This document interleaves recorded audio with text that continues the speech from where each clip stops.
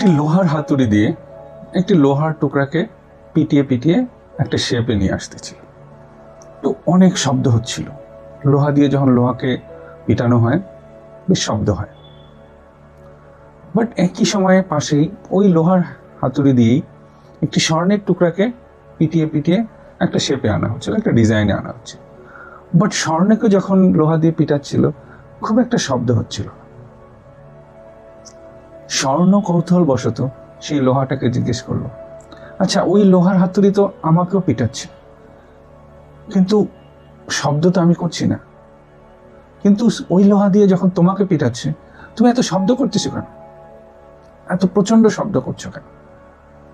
তখন লোহা জবাব দিল, কারণ লোহা তো আমারই জাতি, আমারই আপন, একই জাতি।